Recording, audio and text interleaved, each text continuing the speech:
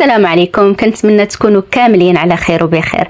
اليوم غنديروا مع بعضياتنا واحد الطريقه ديال القليان اللي كتجي خطيره بمعنى الكلمه. علاش كنقول هذا الكلام هذا؟ لانها زوينه، لا في اللذه كتجي داكشي اللي قليتو، الدجاج، الحوت، اي خضره درتوها كتجي لذيذه بزاف وكتجي مقرمشه وكتجي ما شارباش الزيت، كتجي ناشفه، وهذا الشيء اللي كيقلبوا عليه كاع الناس في القليان. نقدر نقول لكم بانكم تقدروا تاكلوا في اغلى مطعم واحسن مطعم وما غاديش تلقاو هاد اللذه هادي وهاد المواصفات كاملين في داك الشيء اللي غاديين تاكلوا.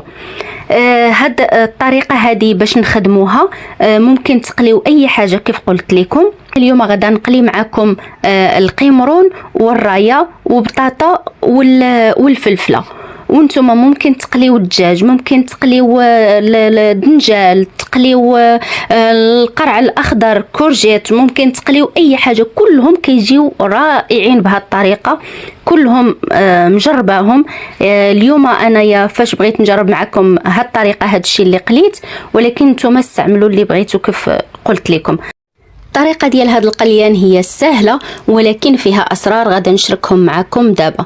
باش غادي نتقليو خاصكم تاخذوا الدقيق اللي غادي يكفيكم لهذيك المواد اللي نتوما غادي تقليو. هنايا خديت 2 كيسان ديال العنبه ديال الدقيق، درت معاهم شويه ديال الحار، اللي كيبغي الحار، اللي ما كيبغيش الحار ممكن يتفاداه. انا درت واحد الرشيشه تقريبا راس ملعقه، درت واحد الملعقه ديال التحميره او الفلفل الاحمر الحلو تكون عامره، وملعقه كذلك عامره ديال الكركم، نصف ملعقه ديال الابزار، نصف ملعقه ديال الكمون، نصف ملعقه ديال سكينجبير، ونصف ملعقه ديال الثوم بودره، ونصف ملعقه ديال البصل بودره، وضفت الملح كذلك اللي كيبقى على حساب الذوق. والسر الاول هو خميره الحلوى. درت واحد الخماره هنايا اللي هي ناقص منها غير شي شويه، ما عامراش، هي ديال 8 غرام تقريبا. هنايا كاين شي 6 غرام ناقص منها غير شي شويه، شي 6 غرام تقريبا، ممكن تكون كامله ماشي مشكل.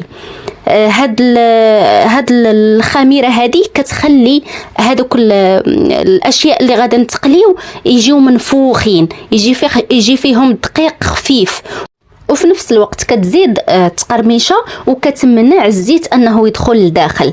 السر الثاني هو هذاك الدقيق وهذوك التوابل اللي غتضيفوا عليهم الماء، غتبقاو تضيفوا الماء وتخلطوا حتى تحصلوا على واحد الخليط اللي هو ثقيل، ثقل من الخليط ديال الكيك. مهم بزاف بزاف، الا كان خفيف راه ما كتجيش لكم الوصفه ناجحه بالشكل اللي غادا نخدم معاكم دابا. كما كتلاحظوا غتخلطوا مزيان حتى ما كيبقاوش لكم تكتلات، وكيف كيبان لكم الخليط راه هو ثقل من ديال الكيك، ثقيل، يلا شي شويه شي شويه يعني تجانس وتقاد. غنبدا هنايا بالقليان ديال البطاطا باش ما تجيش فيها الريحه ديال الحوت. قليت انايا تمايا بطاطا عادي، وعاد خديت قليت البطاطا ديال اللي فيها هاد الخلطه هادي. كتغطسوا ديك البطاطا تتخشى مزيان في هذاك، تلبس كامله بهذاك الخليط، وكتقليوها مباشره.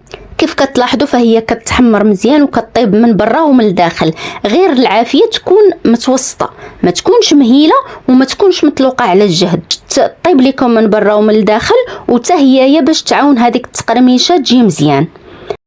فكما كتلاحظوا كتجي غزاله. بعد منها غندوزو نقليو القمرون. هذاك القمرون خليته بالقشور، وكنت طفيت على الزيت ورميته وعاد رجعت شعلت عليه، لان القمرون ما كيبغيش العافيه بزاف. شعلت عليه واحد دقيقه وهزيته حيدته، وعاد غادا نرمي هذاك القمرون اللي مقشر اللي درت ليه الوصفه. هذاك القمرون حتى هو يكون يتلبس مزيان بهذاك الخليط هذاك. الجميل في هذه الخلطه انكم ما كترجعوش ديروا عاوتاني الدقيق، مره وحده كتغمروه في هذه الخلطه وكتقليو. فكما كتلاحظوا شوف القمرون كيفاش كيتنفخ، يعني كيولي كبير، ما كيبقاش يعني صغيور قد ما القدر ديالو. بالنسبه للقمرون حاولوا انكم ما تخليوش في العافيه بزاف، لانه لخليتوه في العافيه بزاف كينشف من الداخل.